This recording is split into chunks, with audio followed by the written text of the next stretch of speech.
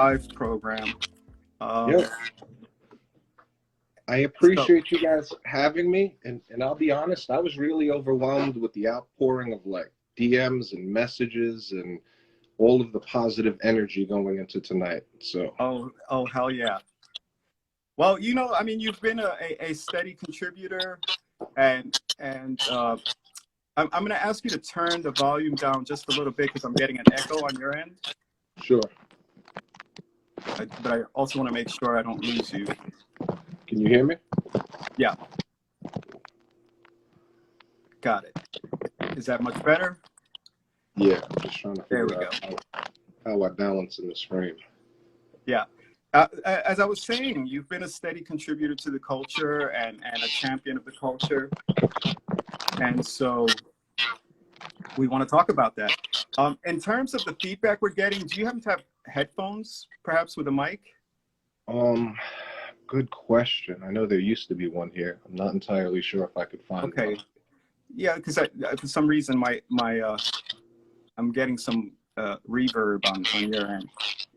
Oh wait, you know what? I'm balancing it on something. Is this slightly better? Or at all better? Let's see. Maybe that's much better. That was it. All right. Yeah. So I'm kind of like just in the frame from the neck here, but You want to put a pillow under you? there's already one there. Hold on, let me lower this. Maybe this will work. I can balance it with my keyboard. Yeah, that perhaps the volume down a little bit. Is this at all better? Let's see. Yeah, you look good. You're in frame. It's coming Right. through. Guys, thank you for hanging in there while we do a little tech fix. So Chino, before I start to talk, I want to read a little bit about you. So I'm going to turn to the computer now and just read a bit about you and set us up to just start running through our conversation. For those that don't know, you will now know. And so first off, welcome, Chino. And for those that don't know, Chino spent 11 years as editor of Graphics Flicks, featured in the Source magazine, which cemented his position as an important arbiter within the global graffiti community. He has co-authored numerous books on graffiti culture, among them Mascots and Mugs, the characters and cartoons of Subway Graffiti, Peace Book, The Secret Drawings of Graffiti Writers, World Peace Book, Global Graffiti Drawings, Peace Book Reloaded, Rare Graffiti Drawings, and the ABCs of Styles, as well as he's collaborated with brands which include Nike, Red Bull, Adidas, Mass Appeal, VH1, True Estate, and many others. And I won't go down your full resume because we're going to cover a bunch of really amazing things that you've done in your career. And one of the things that I have to say I've always appreciated about you is you're a Brooklyn boy through and through. And I want to talk about what that was like for you as a kid, because you have one of the things that runs through your story every time you talk about graffiti, you talk about community and New York City as the backdrop for this place. And of course, it starts in Brooklyn. Tell us a little bit about where you grew up in Brooklyn and what that might have been like. I grew up in the 70s in the Fort Greene, Clinton Hill section of Brooklyn. It was a predominantly Black community, and I was Puerto Rican and Filipino. And unfortunately, no one knew where the Philippines was until Jay-Z said looking half Black and Filipino many years later. But I kind of stuck out like a sore thumb growing up. I got picked on a lot, but I wouldn't change the way I was raised. Let's get back to this. I wouldn't change anything about the way I was raised. You know, it was sort of par for the course growing up in New York City or in Brooklyn. Right. But I lived in Fort Greene. There weren't a lot of graffiti writers in my immediate neighborhood. Some of the X-Men cats had pieces. Penster and OB, rest in peace, had pieces in the Brooklyn Tech schoolyard, which wasn't too far from where I lived. So it was one of the few pieces locally that I could go scrutinize and still be safe, like spend a decent amount of time like admiring this graffiti wall and not have someone pick on me. Right. And as a kid, right, that community, there was community. And I have a picture here of mom and pop deli. You know, like there were these local places that was so familiar to kids, right? That like pre-graffiti, there was community. Well, Right. also, you know, there were, not to cut you off, a lot of people, like my family, for instance, all lived in Bed-Stuy, and my grandmother, my Aunt Margaret, my Aunt Margarita, my Aunt Gloria, my cousin Adrian and her kids all lived in the same building. And then I had an uncle that lived up the block on Pulaski and Tompkins, and my whole family was so, like, the communities were comprised, the fabric of your community were like entire generations of families living side by side by side, right? And no one had air conditioning, so you were kind of on the fire escape. It was a generation of kids that played in the street. You might not necessarily know your next door neighbor, but the one thing you had in common was maybe the clothesline that you hung your clothes on. So it was sort of in your best interest to keep an eye on my shit as I keep an eye on your shit. And while we look out the window, we keep an eye on each other's children. So it was sort of like you know, like it takes a village, I guess, right? So Yeah. that was kind of the dynamic that I grew up underneath. That was like sort of the New York that I grew up to. You know, I just to interject for a second, because the next slide talks about kids in the 70s and 80s in Brooklyn. This is these Brooklyn kids, and I was struck by it, by gang culture, right? Because I know in the Sure. South Bronx there was a lot of gang culture. Were you surrounded by gang culture? Yeah, you know, there were lots of gangs in Brooklyn. So it's very rare that you can reference something and I can actually point you to a source that you can look at. But if you look at Jamel Shabazz's book, back in the days, Yeah. a vast majority of those images were taken in the Fort Greene section of Brooklyn, Albee Square Mall, like Red Hook, Bed-Stuy, and some of Jamel's travels throughout. My phone keeps timing out. I don't know why that keeps happening. Yeah, Hello? yeah, you dropped out, but you're back. I Okay, hear you. cool. So if you look at Jamel Shabazz's back in the days, like I can point at like 30 people, 40 people that I remember from that book from growing up, like dudes that stood behind me while I was playing Pac-Man in the arcade, or dudes that tried to shake me down and pat my pockets in the schoolyard, or kids that I grew up with and went to elementary school with. So that was sort of like, gosh, man, I'm sorry. I'm having all sorts of technical difficulties over here, but that was sort of the backdrop of the Brooklyn. It's very rare. Like I know people love Jamel's work, but it's super nostalgic for me because he actually captured like that sixth, seventh, and eighth grade world that I lived in at the time. But yeah, there were lots of gangs in Brooklyn when I was a kid. Yeah. Dirty And when, Dirty Ones, Assassinators. There was a crew in Fort Greene called the Crazy Bishops, and there were just like lots of small local crews, FMD, Filthy Mad Dogs, and you know. yeah, I've actually heard of these guys. You know, you're a tall guy, and I know you as somebody who loves basketball. And I found this image. Were you a baller when you were a kid? No, you know, oddly enough, I didn't pick up a ball until I was a grown man. I started playing basketball in my mid-20s. But my father played basketball in the Philippines, and he played for the San Miguel Beermen, which is like a professional team now. But when my folks got separated, I was still young. He left the basketball in the house, and we sort of didn't touch the things that he left behind. So I never tried playing basketball growing up. I was so fascinated with graffiti by the time I was 11 or 12 years old that, you know, like sports and academics and all sorts of other things just took a second and third place to my fascination with the things that I was seeing written in schoolyards and on handball courts and on subway trains. But I started playing basketball when I moved upstate New York in 1990, 91, 92. I lived in Buffalo, New York for a little while. And I played my first game of basketball like in my early mid-20s. And I was just a little bit better than the guys that I thought growing up were really good. And I was like, oh shit, I just guess they weren't that great, or maybe I was decent. But it's kind of became a passion of mine. Yeah. And we up Yeah. until the pandemic, I've hosted a Saturday basketball game where some of my friends are actually in the room today. Right, at Stewart Park. And so I want to go back to your fascination with writing, right? And you know, granted, it was everywhere, as we could see some from these inside photographs.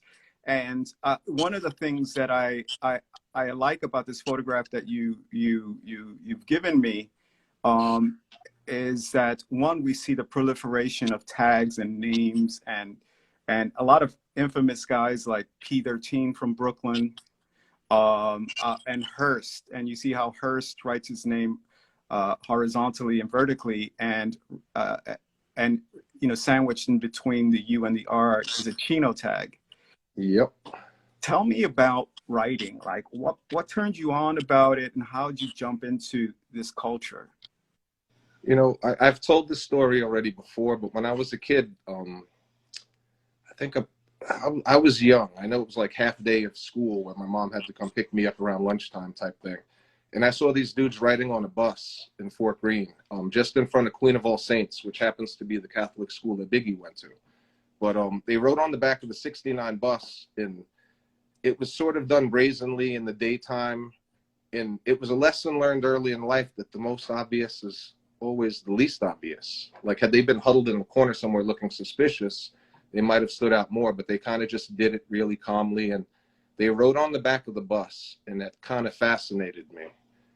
And, you know, my mom had friends in Flushing, Queens. We would take this like 1 hour commute on the subway to the last stop in Flushing. And I remember seeing a spy versus spy piece, or a piece that had utilized the characters, incorporated the characters from Spy versus Spy. And because I knew Mad Magazine, it really spoke to me. And I was sort of fascinated with that. And yeah, there was just a culture of it everywhere. Like, in my young world, it existed. It was in schoolyards, it was in staircases, it was in the bathrooms, it was on trains and on buses at the time. And it was absolutely fascinating. So at some point I started noticing Keith Haring's drawings on the subway, and they were so prolific. And I asked my mom like what that meant, and she said that this guy was doing them illegally. She didn't have any negative like sort of response to his work, but I was absolutely fascinated with the notion that this one person was everywhere I went before I arrived there. And that kind of really resonated with me. And when I started looking at graffiti, there was this sort of, you know, real mystique to it, right? It was under like there was no internet, there were no magazines, there was no art series talk where you knew who any of your favorite artists were. Like, all of these prolific guys were sort of like, I don't know, you know, mystery men. And there was something fascinating about it. I saw a segment on Two on the Town when I was a little kid. It featured Futura and Pink and Crash and Daze and Hickey and Ski. And that was sort of it. Like, there was a slow burning fire, and that really helped light a fire in me. You know, when I started looking at them, like, these dudes look like they could be my cousins, and they look like people that I know. And more importantly, it was sort of an inside look into this very secretive world, right? And I was absolutely fascinated. So started doodling on things in 6th grade, 7th grade, and started taking... At what point did you become CHINO? That was a family nickname. I went through a ton of shitty names before I arrived to just writing my family nickname. So my Uncle Vidal, rest in peace, used to call me Chino when I was young. And I kind of hated it. And all of my cousins and my brothers had kind of like, you know, we're Latinos, we're Puerto Rican, so everyone had a nickname. And on the scale of nicknames, it wasn't terrible. But I kind of circled back to that while still experimenting with tags in the 7th grade, 8th grade. And by the time I started writing on trains, that was the name I ran with. And who did you start writing with? Who were the early writers that were part of your crew? So part of some of the stuff, and just I'm going to get to that, but I started taking the bus for the first time in junior high school. And I lived in Fort Greene. And if you're familiar with downtown Brooklyn, like, all roads lead home for me from the Fulton Mall. You know, I could take the 45, the 41, I could take the 25, the 26, the B52, the 38. I could take the 54 and walk back from Myrtle. So all roads from Fulton led home, and I'd take the bus to school and see Psycho and Kick up on the insides of buses. And I can't explain the profound effect. Like, they were killing the insides of buses with unis using like 2-tone, 3-tone inks. And I think that most people or everyone had a mini or uni growing up. But the truth is that not everyone can actually use a uni effectively or stylishly. So those dudes were kind of killing it. And that really, like the whole art of taking tags and bombing and killing insides, I think that sort of planted a early seed with me. So really, it was the attraction for you was writing your name, the signature. It wasn't how where did throw ups and pieces fit into that early on for you? I mean, that all came much later. And if you look at the sort of climate of graffiti when I got into it, you know, which was 82, 83, and by 84, I was probably more routinely every Saturday going to the layups with my boys, right? So that's maybe freshman year high school. So I'm in high school with a bunch of guys that actually write on trains. Heat, WR from Writer's Revenge went to high school with me. Pizer, KO, Kings Only. My man LC, JCS from Bed-Stuy. A lot of like, they were BMT cats. My man Tretch, who was sort of my early mentor. Torch NBG from Brownsville, and he hung out with Jazz and those MOG cats. So those were sort of the guys I looked up to. All of my heroes were like letterline guys. And, you know, the climate and the culture of graffiti when I walked into it was all of my favorite artists that were older than me were involved in some sort of hostile crossout war, right? Like, if graffiti's this vocation that's handed down from one young generation to the next, we were sort of handed a burning torch. Like, everyone I looked up to was involved in some sort of beef. So there weren't, like, racks weren't as plentiful. By the time I got on the scene, it wasn't as easy to steal paint. And, you know, I think admittedly, even a lot of the more stylish writers had sort of transitioned to doing throw-ups just so that their, you know, more detailed work wasn't getting crossed out. But yeah, there was like a culture of beef when I got into it. So, Yeah, you're you right. know, it wasn't easy to get paint. And I was just kind of concerned with getting up and taking big drippy tags that sort of stood out that people could see from, you know, the opposite platform. Yeah, we're looking at some of these photos of you as a young guy and all the insides. And this one was quite interesting. There's a whole, you know, written passage.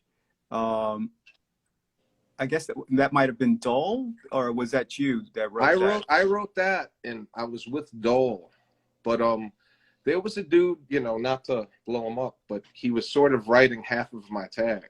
It was like a stretch tag that was sort of just half of my name. Mm-hmm. So I kind of was like, you can't, you know, just in writing it the same way. So I started, you know, for his short-lived career, I just buried his shit whenever I saw it, and I felt the need to like leave him a quick message. You know, it's interesting because I think there is a romanticization about the writing culture, as if we all got along, and it's so far from the truth. There was, you know, there was this kind of battle for real estate, and that's one of the things that I like about these pictures you've provided, because you could actually see that, yeah, everybody's kind of very strategically placing their name, but sometimes you have to go over somebody and deal with the repercussions of that. Did you have So to have any beef that way, that you had to kind of knuckle up? 100%. It's a absolute egocentric sport. Like, you're there promoting your brand and your name, and people could say whatever they want. It was dark in there, you know, but like, I kind of learned, right, when I started getting up, some of my favorite graffiti writers went over me.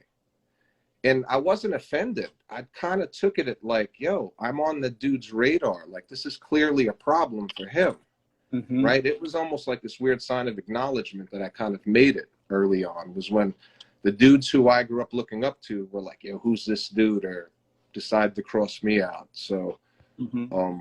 you know, it was super hostile, but I lived in Fort Greene, Brooklyn. Like, the landscape of graffiti was not as terrifying as like some of the cats that I grew up with. So it really wasn't like a tremendous concern for me. And then, you know, there were a host of things. Like, there was this enormous growth spurt when I was in my teens. So, you know, suddenly I'm 6'4", 6'5", and 200, you know, so like those things played into, dudes were real selective on who they wanted to have beef with.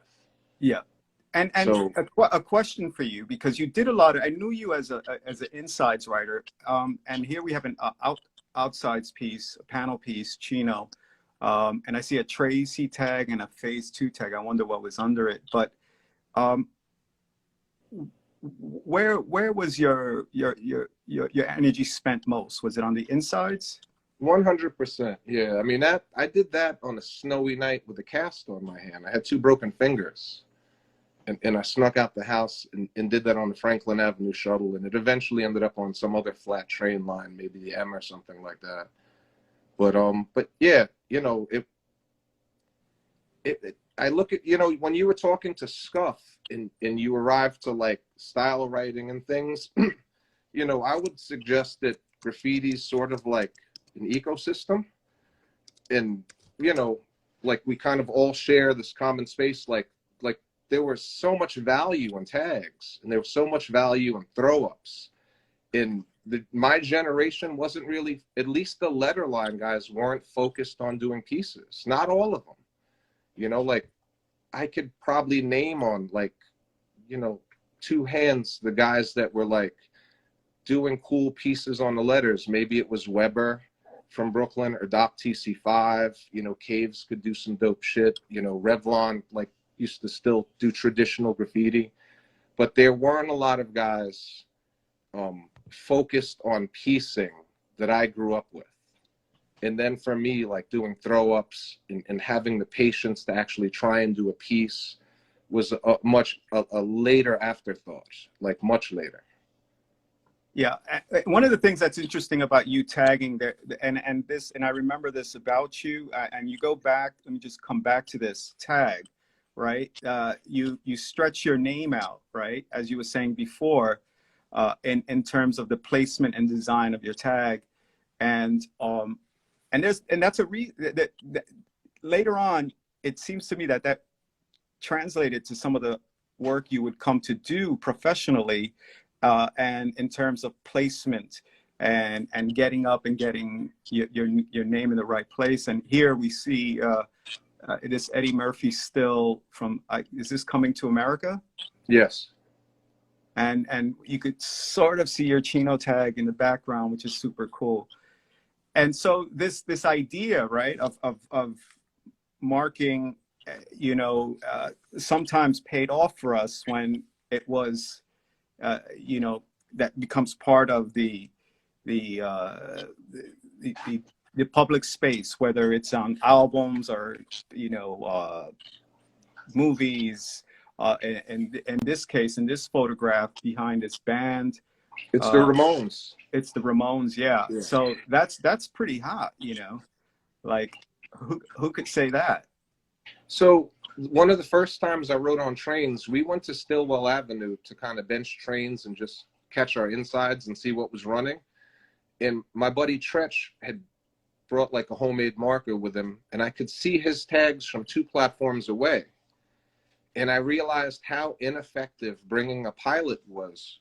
So I started, you know, I tried to graduate to a much larger tip marker and taking larger tags. And maybe the idea was that maybe you're not standing on my side of the carriage, but you can still see my tag on the other side of the carriage clearly. And trying to like just effectively and boldly, you know, there's a lot of people jockeying for space, for the same finite amount of interior space. So, and then there kind of became this moment where you can almost hog space and command the real estate. Like almost, I dare someone to nip me, drip on me, or even come close to me. This is my spot. Like I caught this.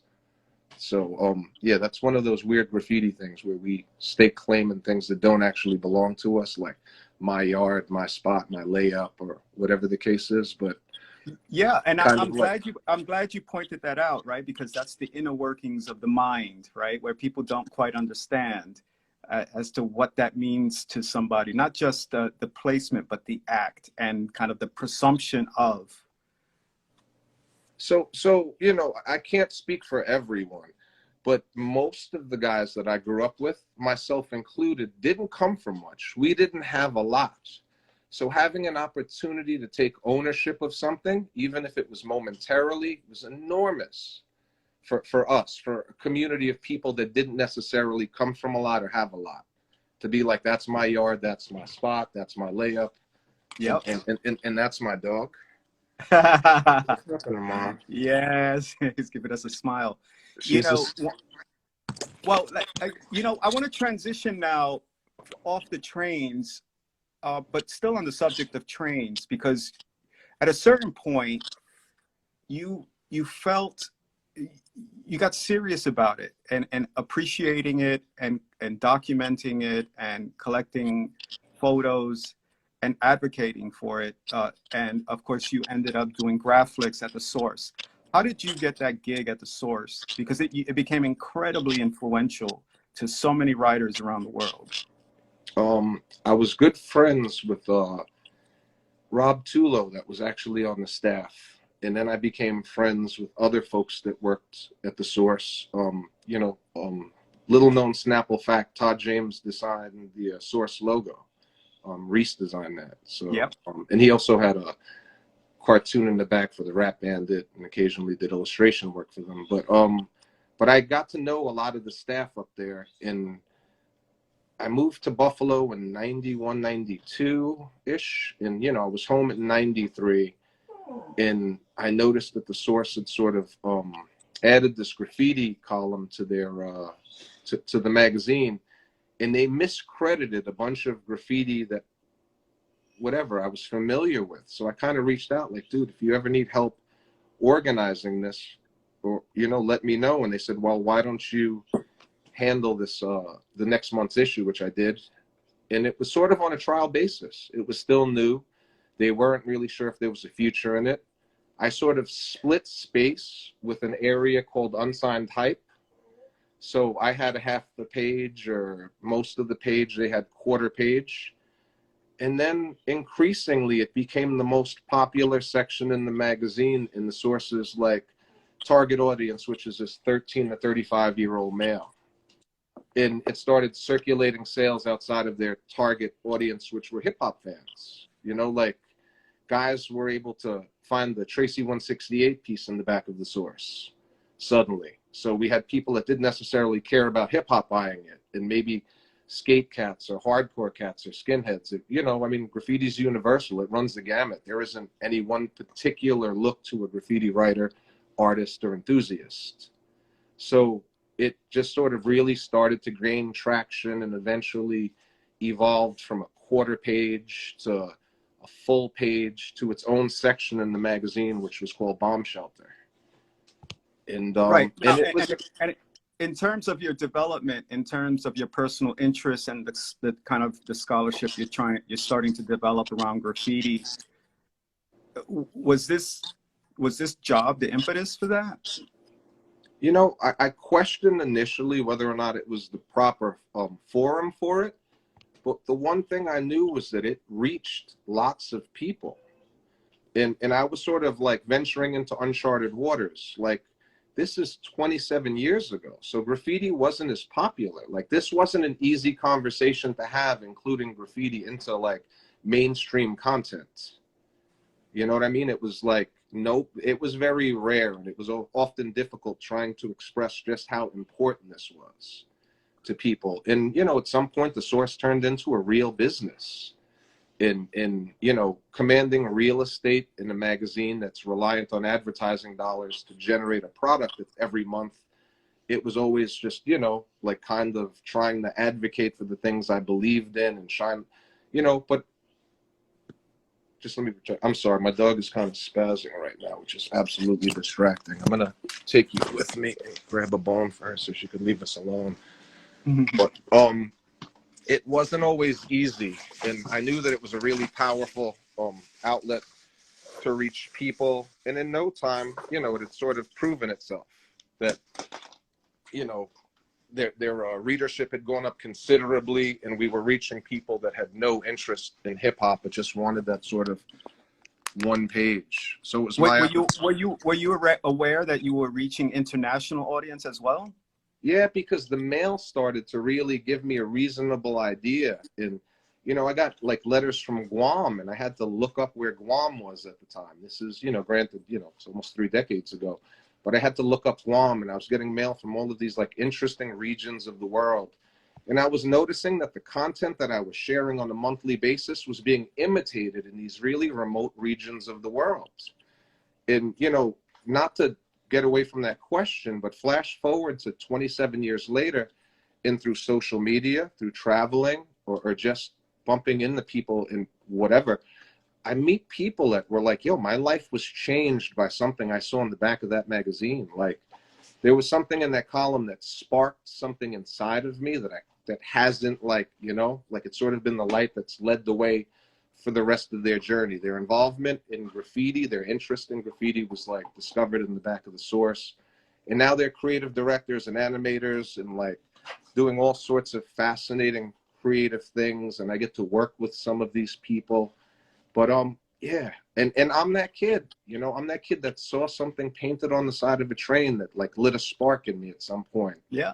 Well, and you know, you decided you wanted to put it everywhere. Now we're, you know, you continue to paint, which is good. All right. Aside from everything, is that your love for the culture is not from the sidelines. You actively paint, and do commercial gigs. When you look at where you've been and kind of where you are now, right? And it's kind of interesting to reflect, right? That, wow, we didn't even think this was going to even survive to the extent that it has. But that not only would the culture of style writing change, the paint, the quality of paint and the way you paint has changed, because for you, it's not just tagging.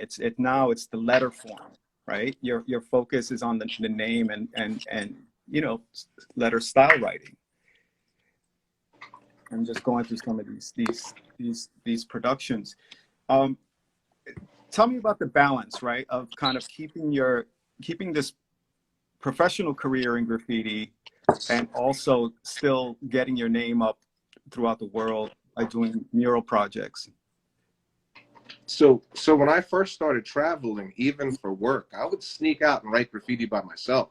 And it's almost like being I don't even know, but I could turn a 7-day trip into a 14-day trip by just going out every night and writing on things. So before, I know there's this sort of culture of spraycation where people travel and paint. That's sort of been normalized today. But, you know, in the earlier 2000s, like I was traveling places and maybe not admitting it, but, you know, going out and writing on things and painting on things whenever given the chance, and still making like the meeting or whatever it is I had to do the next day. And, you know, it sort of slowed down, but at no point have I ever gravitated away from graffiti for too long. Like, it's always, you know, I'm not as active as I was, but I definitely have never really detached myself. There hasn't been an enormous hiatus in my life where I didn't find myself painting or writing. And then through work, I've been able to, you know, sort of, I've been fortunate enough to have these really amazing opportunities to do some really fun things with the culture. Mm-hmm. Well, also one of the fun things is that you get to hang out with childhood friends and people. You know, one of the things I've always found very interesting about, you know, writing is that we tend to keep long friendships, right? Like here you're painting with Keo, who you've painted with numerous times. And I've known Blake since junior high school. Like, yeah. He was one of the very first, like, seasoned, like, dudes that was informed about graffiti that I met early in my journey. And, you know, he's been a part of it since. And, you know, this, I'm going to zoom in on this because one of the things that I like about this production is that you're recalling your childhood, right? These characters that we see are from the cartoons that you would see on television. Yeah, yeah, and big up to my brother Ribs for finessing all of these Hanna-Barbera, or a vast majority of the Hanna-Barbera characters that appear on this wall. There's Dick Dastardly. But that was a good time, man, getting an opportunity to paint nearby on the rest of these dudes. And, you know, as much as I've been around the culture and have worked around it, at the end of the day, I'm still a fan. That's what drives me to do the things that I do. So getting an opportunity to paint with these cats is an absolute blessing. So one of the things I want to kind of shift gears to your professional life, right? As somebody who you know, has caught the attention of Madison Avenue, and you know, this particular. Tell me a little bit about this ad. The Hennessy, there's a picture of you playing chess. So I didn't know how to play chess. I was originally asked to if I was interested in painting some background graffiti for a alcohol commercial in Mexico City. That's how the conversation originally started.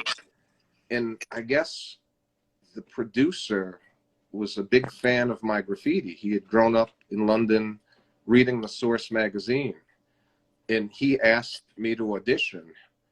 And I originally showed up with the audition, and there were like 1 million people in the room, and I walked out, and I was like, I'm not going to wait for this. And then I said, let me come back in and assess exactly what's going on. And I realized that they were casting calls for like 4 or 5 different commercials in one space, and the line that I was on actually wasn't that long.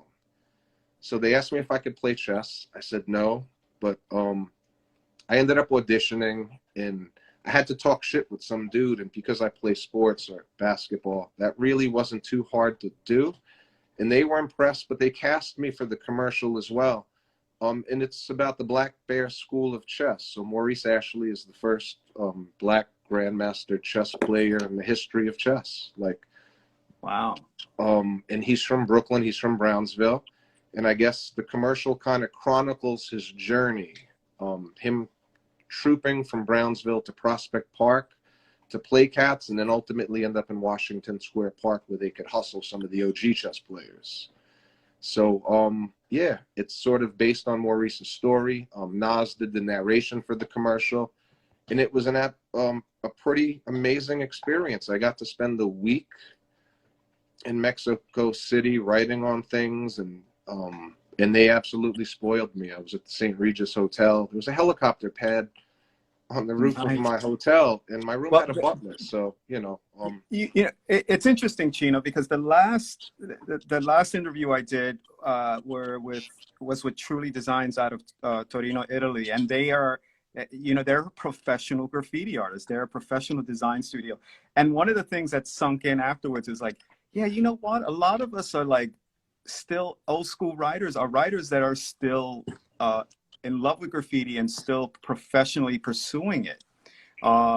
And you've been doing it hardcore. And one of the biggest projects you've done, and we're going to run through some of your projects and talk about them, is this one, the ABCs of Style, which was a big success for you and Testify Books and Dana. And tell us about the origins of this concept and this book, and what came out of it for you in this whole process of publishing it.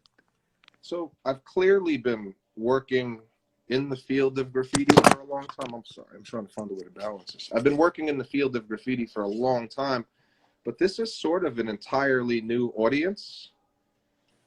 And it's not always easy to express or explain greatness, right? Like, I've found that as an old dude, it's hard for me to tell someone how great Michael Jordan was. But I think that Nike does an amazing job of allowing you to experience him in a 60-second clip in a commercial. And it's sort of education through entertainment. If you can find a way to share what you love in an engaging manner or an entertaining way, then it's sort of a win-win. I could beat a kid over the head all day about how great KRS is, but maybe he might have to experience that for him to understand how great it is.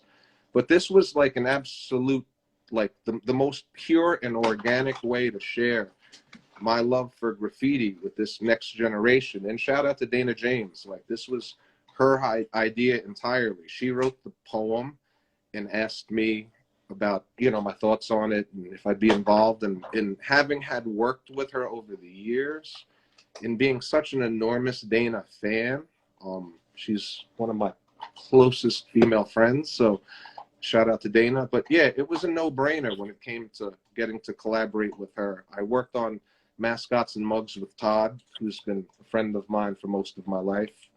And this was sort of a no-brainer. But the opportunity to share something that I'm passionate about with this new audience of young humans, and the takeaway, right, is that, like, I might not remember all of the books that I read in my adult life, but I for sure still remember Curious George in corduroy, and there's a generation of children that still remember, like, will remember Hello Moon when they're 90.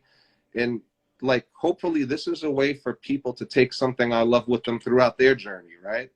Like, hopefully there's a generation of children with the same way I can fondly look back at reading corduroy as a small child, as an adult, that they can still look back at this, like, Yeah. generations from now. It's a great book to gift. I've gifted it quite a bunch. And, you know, the other thing, again, it's accessible. And one of the things I like that you did in terms of curating the book, you've invited some of the top tier guys to draw letters for you. Tell me about this process of inviting others to share in yours and Dana's vision. So I had the, it might have been like, I was one of the early people that had to invite artists to contribute to projects, having worked at the Source. That wasn't a very common space. You know, like, I really had to explain what I was doing at the Source on a regular basis. Guys were like, you want my old photos for what? And then eventually people started to catch wind of it. But, you know, what I'm fortunate is that there's a community of artists who have, like, you know, 25-year professional working relationship with. So a lot of times when I'm working on things, I'll reach out like, hey, listen, I'm doing this. And I get a, yo, whatever you need. And I'm like, you don't even know what we're working on. And some of the responses are just like, dude, you've made me look good for the last 25 years, bro. Like, whatever you're doing, I'm more than happy to contribute to. So I'm grateful for these long ties with, like, various artists in the culture. Some of these guys. Hey, can you name some of the artists that are featured in the book? We have Keo, we have Queen Andrea, we have Todd James, we have Doc, we have Part, we have Stem, we have Say, we have Lee, we have Hayes, and I feel terrible. We have Keo, and I'm probably leaving, Greg LaMarche, SP did the cover. Yeah.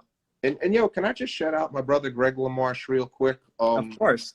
So he's one of my closer friends, but it dawned on me not so long ago that he designed my Graflix logo, right? So when I was at the Source, he designed my Graflix logo.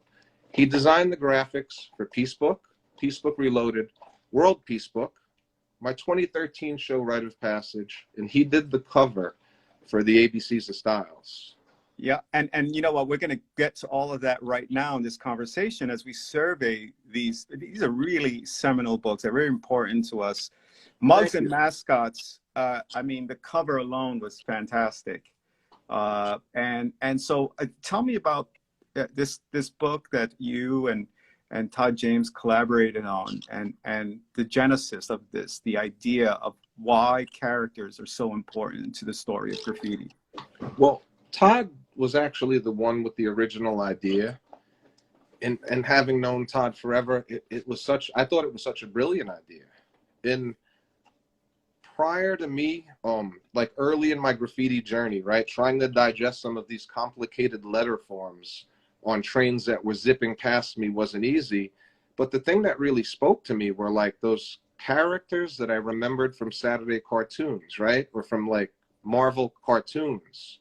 Oh hell! Let me get you to pause there, because you know, we're talking even Sesame Street. I mean, it's quite interesting, right? That if I pull up this picture, you know, with Ernie. Yep. So it's kind of fascinating, right? How far back we pull from our image bank as kids. But what I did understand was that, like, I wasn't knowledgeable enough to decipher some of the complicated letter forms I saw on trains. But, you know, Ernie would speak to me, right? Or Popeye, or the character from Shoe, or Mickey Mouse from Fantasia, or maybe it was The Thing or something. But the Bodhi characters, Cheech Wizard, all of that stuff spoke to me early on. And, you know, it's interesting. It's like I've gotten off at airports in these random parts of the world, and I can't really understand any of the language, but it's the figurative drawing of like the icon of the phone, or the men's room or the ladies' room or where the car or taxi might be, that speaks to me. And that's sort of what that is, right? Like there are these recognizable, in a sea of people on the subway, there are these recognizable faces that you know. I don't know anyone else on the subway system, but I definitely recognize Popeye, right? So Yeah, you know, and to that point, at the museum, we have a picture of a cliff piece, the one with the Beetle Bailey. And, you know, often when I talk about that, I was like, yeah, you know what, it's interesting because the whole pop, you know, graffiti writing is part of a, before somebody had told me, oh, it's part of pop culture. And I used to be like, hell no, it's underground culture. But then when you see that clip and say, yeah, there's a relationship between popular culture and writers going back to the 70s, as we see here with Peanut, there's in terms of design and these characters, but the evolution of that, right, is I can't front. It's really incredible. And this image here we have with the shark from FBA, the Doze we've got character. a Doze character, a Scheme character, and then Mm-hmm. the Doc character up top, which is a part of, I believe, a major pull car that he Yeah, did. yeah. And so, given that this was just a focus on characters, give me an idea of what some of the feedback has been, and you know, with your journey with this book. It's super inspiring. You know, it's kind of like a sleeper for some. Like I still hear from people that are just discovering it, but the feedback is always super flattering. And you know, there are people just like you and I that love this stuff, and it's a glimpse into history. Like sadly, the culture wasn't as thoroughly documented as some of the photos might suggest, right? Like big up to Mm-hmm. Martha and Henry and Jack Stewart and all of these interesting people that documented graffiti. But there was just so much that was left out. So it's sort of a small piece of this huge story that's still hopefully being told. Yeah. Well, I mean, you guys did something really important in terms of in piecing together the story, right? The characters is one part of it, but then you and Sasha put together Peace Book, The Secret Drawings of Graffiti Writers, and of course World Peace Book, and the you know, the revamp of this. And what's really interesting in this project is how you strove to be as authentic in the look and feel of it. That was one of the winning points. I mean, there's the art that's beautiful, but it was so beautifully executed in terms of its content and how it looked authentic. It's very rare that you have an opportunity to partner with someone that can facilitate all of your crazy ideas and actually believes in them. And Prestel was 100% down. So their parent company is Random House, who has a long history of producing books. And Prestel is sort of the art, architecture, and like photography wing of the subsidiary of the company, right? And when we decided to do Peace Book, they purchased a bunch of blank Peace Books just to get a reasonable idea of how many pages are in every book. And then we researched paper stock. We did reverse side bleed scans. So we scanned both sides of the illustration to make it feel as authentic as possible. Collaged signature and tag pages in the book. And then, you know, from books being passed around, they're opened a million times, the spine typically cracks, so you'll put duct tape on it. So we put a mock duct tape on the back and did a spot varnishing so that it was just a little bit extra shiny. But, you know, that was really fun working on. In Peace Book, the first installment chronicles art from 1973 roughly to 1982-ish. Peace Book Reloaded is roughly 85 to 2005. And then the final installation, which is World Peace Book, features art from more than 33 different countries around the world. Wow. And you showcased it at the in Paris, right? We did an event at the Cartier Foundation, which was really fun. Yeah. I mean, could you have, I mean, I mean, just pause on that thought for a second. I did this book and then I showed it in Paris at the Foundation Cartier. No one could have ever imagined this. I've spent my lifetime pinching myself. really finding it hard to believe I'm actually sitting in a space that I'm sitting in and doing whatever it is I've had the opportunity to do. Like, it's not lost on me that it's an absolute blessing. Your signature, I mean, we've collaborated. I used your signature for this DMC project, which I was super happy about because I needed to have kind of an authentic insides, uh, uh, look. And I was like I was like, well, let me call my boys, see if they're down to get up, right? So there's a And picture I sent you that looks just like that. I don't know if you saw the black and white photo of the double R train, but I have a tag and that's in the same area of the train, and there's a dude sitting down that looks just like that guy. how amazing is that? So it's again, we're having fun in our professional life, keeping it real, and advancing the culture, what we remember it, and the people we remember through it. Part of that too is in some of the work you do in curatorially and in terms as a consultant, and you were part of Roger Gassman's Beyond the Streets, which came to New York. Tell me about this experience, about having such a large-scale presentation of graffiti and street art culture in New York City. It was long overdue. Like, shout out to Philadelphia for their contribution to graffiti, and Big time. but for the mecca of the culture, like, this was just long overdue. I've been to other countries where the government and all sorts of big companies have had hands in sponsoring events, and like, did it really take 50 years for this thing to come back to New York City? So shout out to Roger Gassman. He had reached out to me originally and told me what he was working on prior to the show opening in Los Angeles. And it was such a grandiose sort of concept. And I knew that if this was like remotely doable, it would be a great opportunity to be a part of. And yeah, and it's been super fun. But bringing a show of this magnitude to New York City and being able to share some of these things with, there wasn't like a regular type of person. There were small children in the gallery. There were like old people, like there were people with walkers and wheelchairs taking photographs and asking me questions about things. And it was really fascinating to watch people interact with that environment and experience it. And so in terms of doing, something like, big, again, because part of this is all still in the line of advocacy for you and kind of advancing the culture. Did this kind of, I guess, do you have continued interest in curating? Yes, there's some opportunities. I know that COVID sort of changed the world and shut a lot of things down. I was supposed to do an event in Hong Kong last April during Art Basel, and it's still going to happen. I'm not sure of the date, but I'm in the process of actually shipping some of the art there.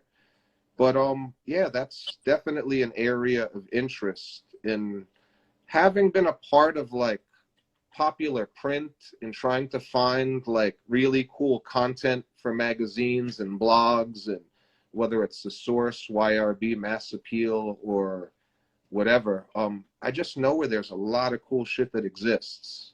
So when I'm looking for things, it's not too difficult. Like, I have a reasonable idea of what exists where and who's sitting on what at this point. And, it's a matter of conversations and getting people to contribute to these various projects. Right.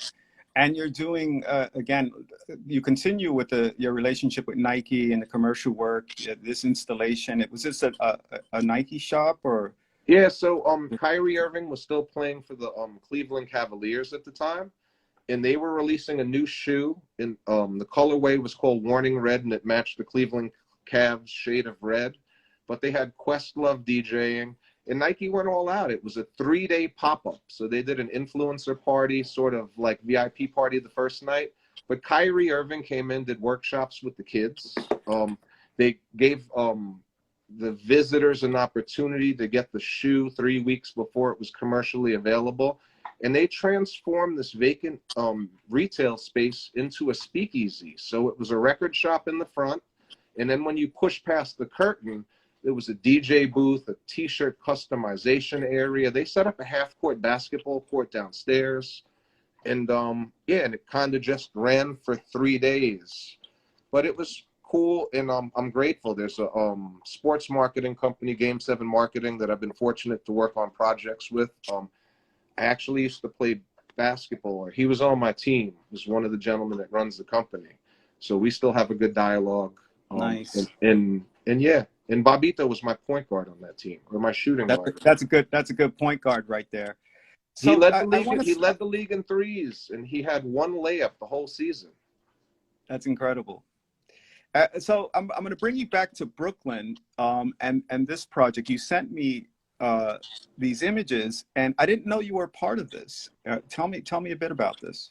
So Steve, With that, Steve so Powers. my man Steve Powers had done Love Letter to the Love Letter to Philadelphia, and then he did something like a smaller, scaled down version, a Love Letter to Syracuse. And he had an opportunity to do something in Brooklyn, which was a love letter to Brooklyn. So I think typically what he did was he would go into these communities and survey people, like about what they love about the communities and what they hate about them. And in his very unique way, he would find like clever ways to illustrate these things, these endearing comments. And it was sort of a love letter to his city. But instead of surveying lots of Brooklynites, a lot of the words that are most of the words that are on that building sort of came from conversations between me and Steve. Mm. And the irony is that I wrote on that building illegally a ton of times growing up. And that's sort of been the analogy for life, is that all of these things that like I sort of had to do illegally, I was eventually invited back to do legally, which is pretty bizarre. Tell me about this image that we're looking at. It looks like it's staged. That's Bryan Cranston. That's a skit on the Jimmy Kimmel show, or Jimmy Kimmel Live. And that's Wu-Tang Clan in the back. And they created a mock subway train. And I bombed the train for the Jimmy Kimmel show, which was pretty fun. He was showing, Jimmy's originally from Brooklyn. And I think he does a week of like shows in Brooklyn every year at the Brooklyn Academy of Music. So I've had a chance to go on a couple of years, but that year I was invited to come right on the train, and I got to hang out while Wu-Tang was at sound check and some of the dress rehearsal stuff. And here you are with Spike Lee for the launch of a shoe. Yeah, that's in Spike's studio, his 40 Acres and a Mule studio, and it was, I believe it was like the 26th anniversary of Do the Right Thing. So they were releasing a limited edition like Jordan sneaker in a sneaker called the Fly ID. So the idea was that wall, they had what's his name? Radio Raheem's boombox from Do the Right Thing. Spike Lee's studio is like a museum of fascinating ephemera. Like all of these things from maybe the movie Clockers, or like, you know, Radio Raheem's boombox, or like there are all sorts of interesting like bits of ephemera in nostalgia in Spike's studio. But they wanted to populate that wall of cassettes with signatures. And like the idea was that Tim Hardaway Jr. was there, and Hassan Minaj was there, and like DJ Clark Kent. And I was supposed to sign all of the guests' names on these cassettes. And I was like, dude, man, there's like thousands of cassettes here. Like, I'm going to be here all weekend trying to populate this and make this look like sort of, you know, filled up. And then they were like, what do you suggest? And I was like, I could just do a big spike on this wall. And I kind of did it on the fly. And, you know, Spike was thrilled, but Spike decided to keep it. So he has it in his 40 Acres and a Mule studio. I thought it was just going to be on display for the day. It was sort of like a on-the-spot decision to just paint that thing. But he likes it, and they invited me back to sign it, gave me a tour of the space, and were kind enough to gift me some T-shirts and whatever else. But I grew up in Spike Lee, and this was it. I grew up in Fort Greene, and Spike Lee is a fellow Fort Greene native. So that was huge, getting an opportunity to paint something for Spike. And when you talk about the signature, you were part of this project on the Bowery Wall. Tell me about this project, that it was just about writing the name and the names of many, many, many people.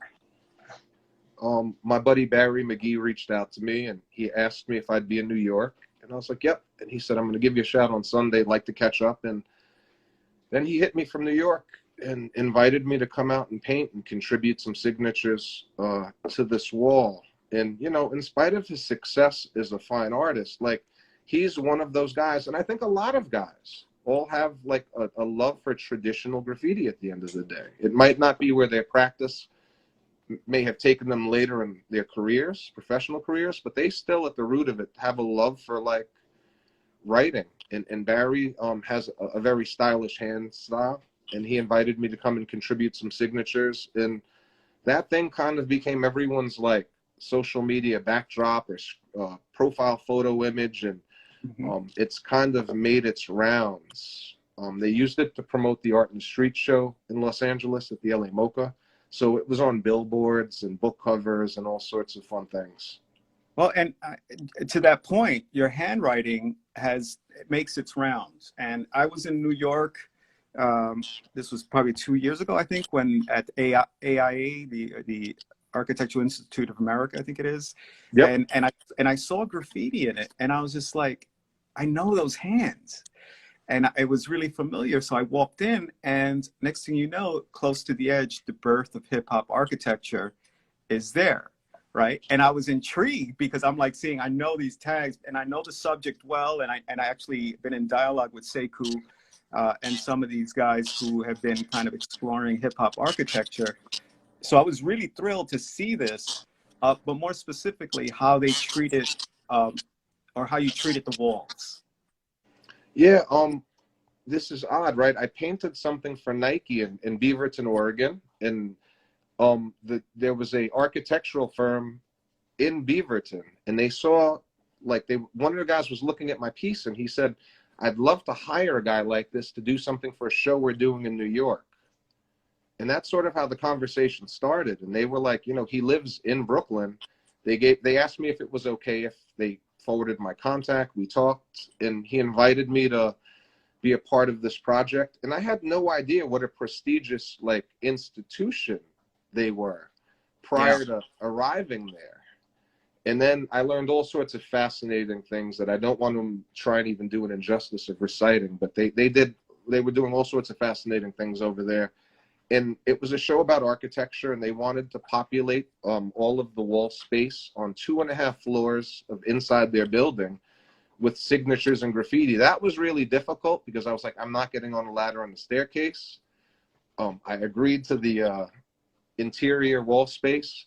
But yeah, they got this really small scissor lift. It was pretty small, and I was able to maneuver my way in the building. And I spent about a week writing quotes from various rap songs, from like Lupe Fiasco to like Nas to Jizza and Group Home and all sorts of other folks. But all of the lyrics had to do with urban landscapes.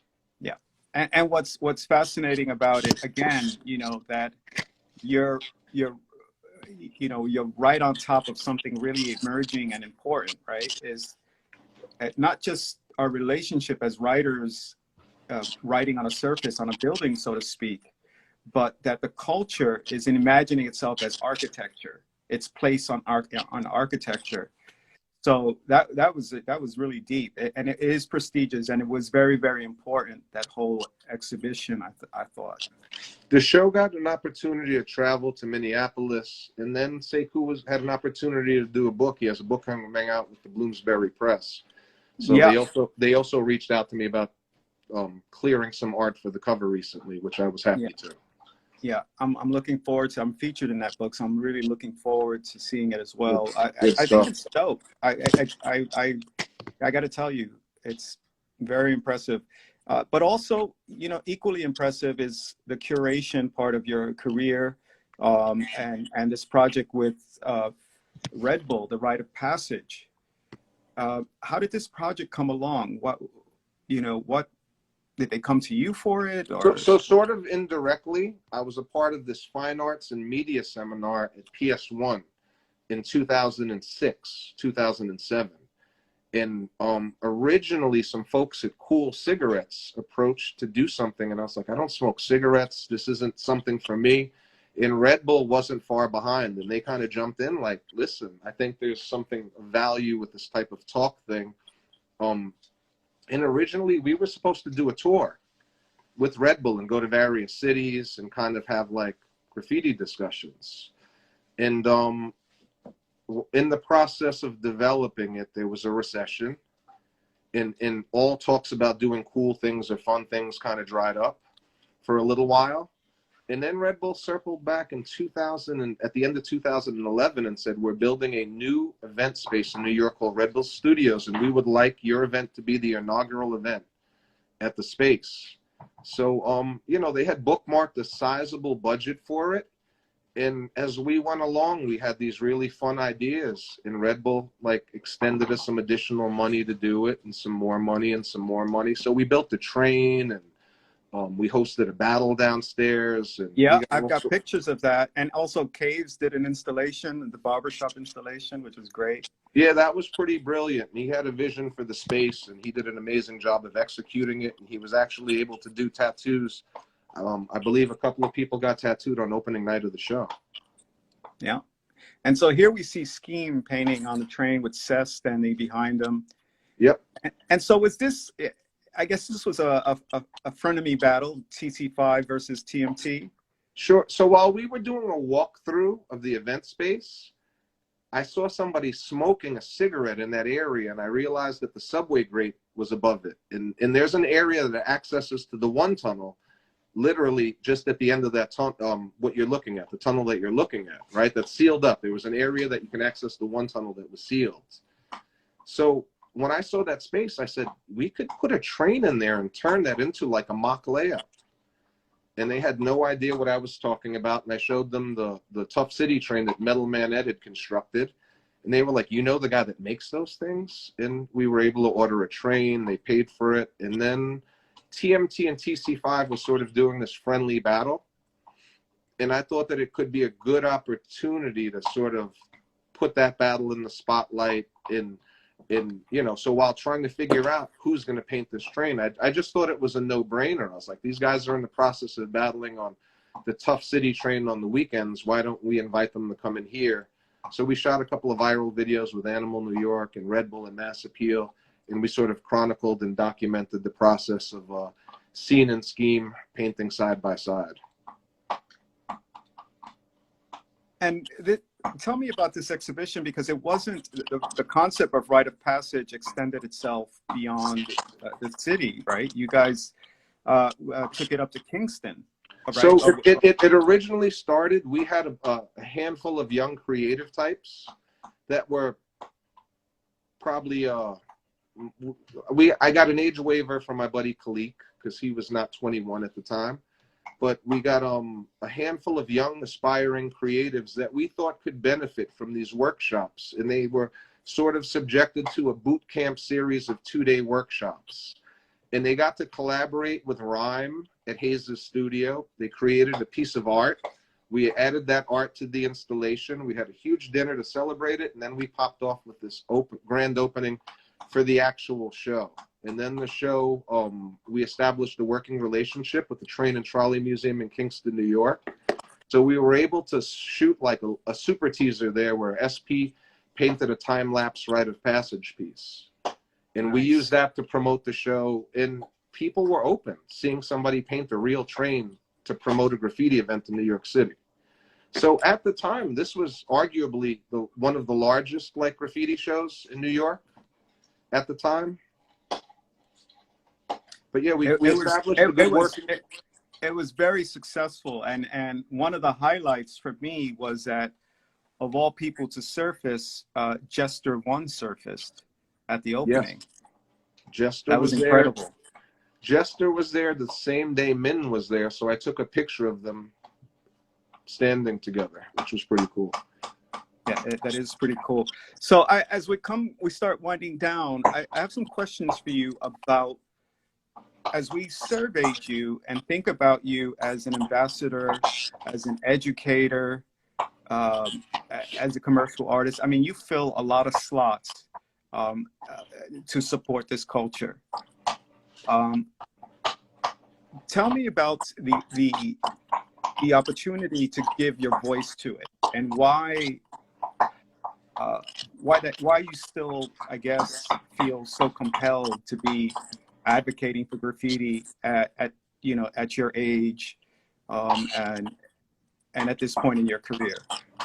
I mean, I saw value in this, you know, light years before so many other people. You know, there's no way I could possibly take credit for anyone's success. And so, like, I don't want to get that part twisted, but I knew that, like, you know, like if we look at Graphics, you know, like Todd James or Steve Powers or, you know, Cause or Greg LaMarche or Howard Nazem, and people that have really done some impressive things in the fine art world, like I saw value in their work light years, pardon me, light years before the rest of the world saw value in this stuff, right? And I kind of got tired of, not necessarily, but it was frustrating watching people that were not of the culture explaining the culture to me, you know, and I don't want somebody that has a background in, I don't even know, archaeology or something to try and tell me about graffiti culture or like, so I thought it was important that someone that was actually there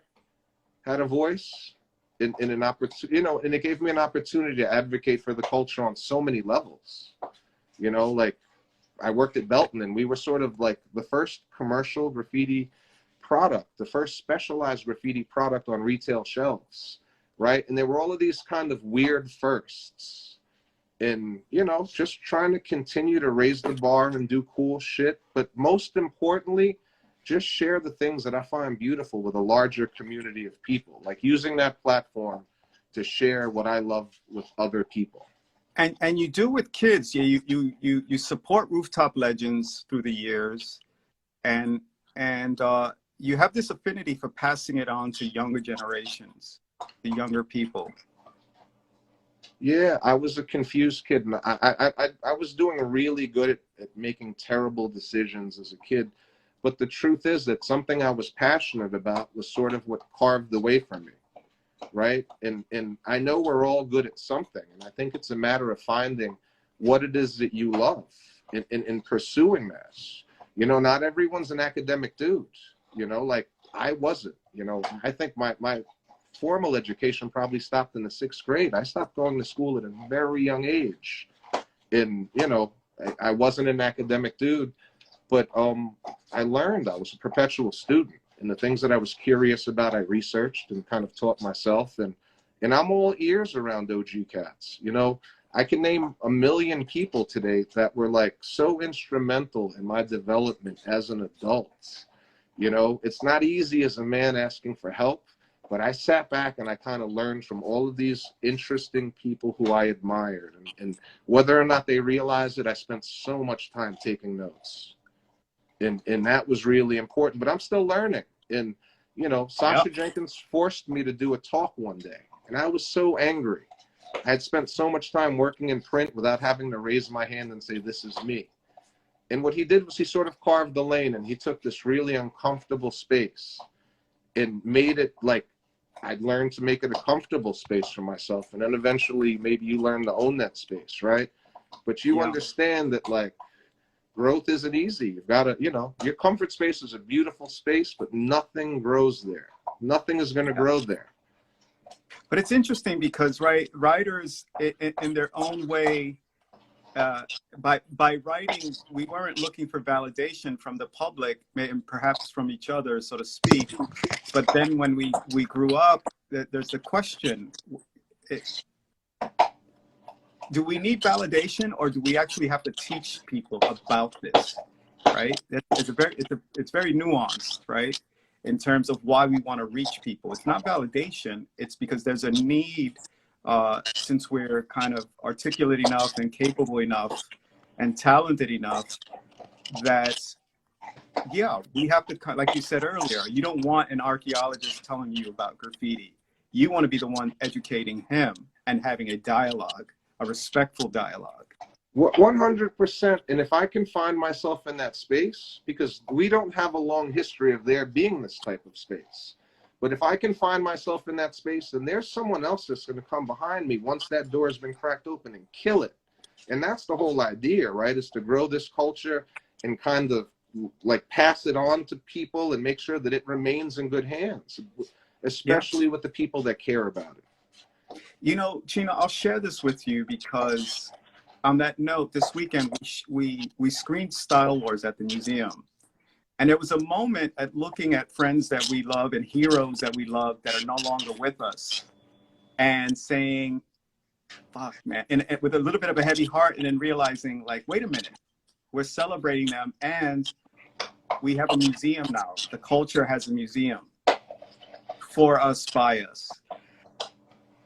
And it was kind of an epiphany, right? But it's all things considered, it's the work that each one of us, or many of us, have done in terms of the advocacy and the awareness to kind of say, we are legitimate. We're legitimate as humans, we're legitimate as artists, and as contributors to society. And when you think about, as we survey you, the arc of your work and how it serves society broadly, and you're still a young man, so you have great things in front of you. What should we expect from you moving forward in the next couple of years? I couldn't tell you, doing things that I'm still passionate about, and there are very few things I loved at 13 that I still love the same way I enjoy the culture. So, hopefully just continuing to grow what it is that we do, and following my heart and doing things that I believe in. But I don't have a exact answer. What I do like to believe is that, my greatest work is still ahead of me.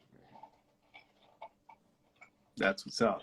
So we'll leave it at that and look forward for that, to that rather. And Chino, seriously, my brother, we haven't seen you for a minute.